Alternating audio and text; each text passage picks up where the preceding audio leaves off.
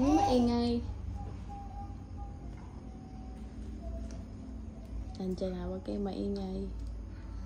Hinahanap kayo. Yeah. Hinahanap kayo, huwag kayo maingay. Yalvin, Kwajit.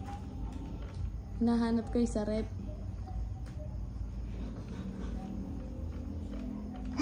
Nasaan?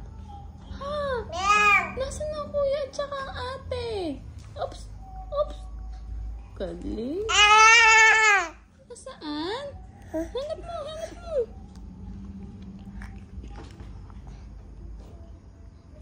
Yan, narinig kayo.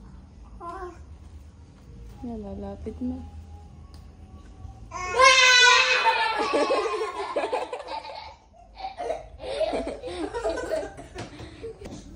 Kayo maingay. Kaya tinignan kayo sa ilalim. Ay, huwag ka maingay, Kelpie. Nasaan ang ate?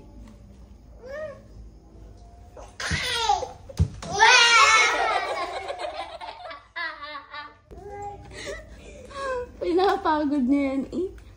Tapos kami sa bukit sa chocolate. Sarap, sarap.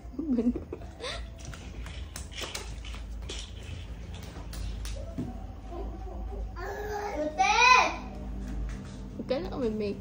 Hahanapin kayo nito. Huwag kayo maingay. Kelvin, quiet! Quiet!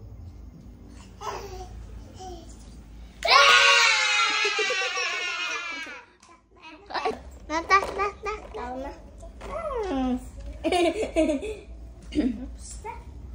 Pagod na yan. Diyan ka lang, Aya. Diyan ka lang.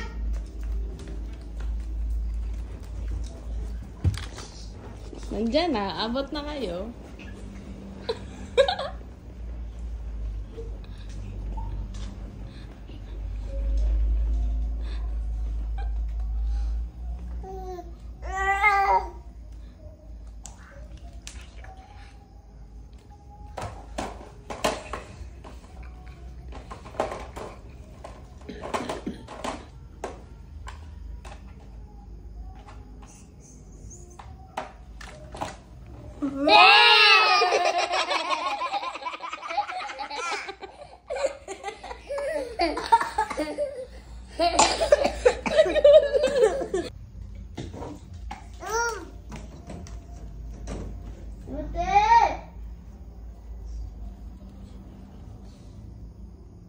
Nasaan? Saan ang ate? Kaya maingay. Hinahanap kayo. Huwag kayo maingay. Saan? Saan ang ate at saka ang kuya?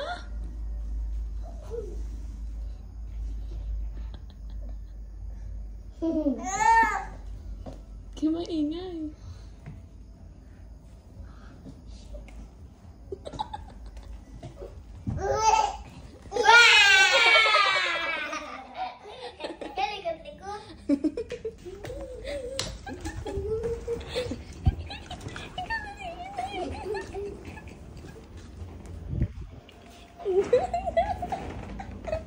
Nandiyan na, nandiyan na. Kaya lilikot. Kaya maingay. Saan ang ate?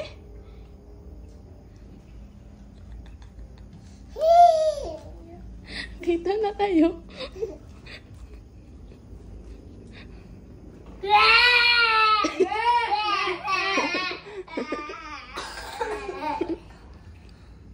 Hindi ako naiyak para sa mga ganyan dahil naawa ko. Hindi ako naawa.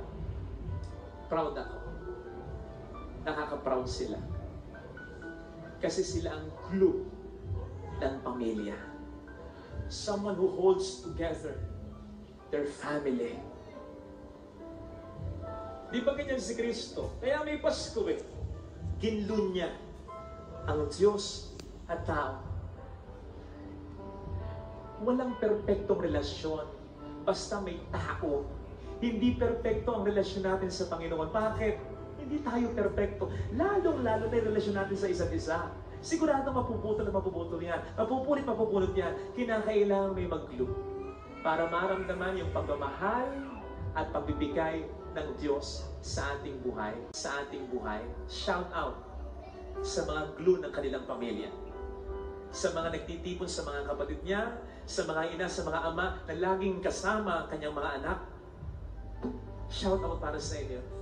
Kasi pag nawala kayo, pag hindi nyo na ginagawa yung ginagawa nyo, hindi na magiging ganun kasaya ang Pasko.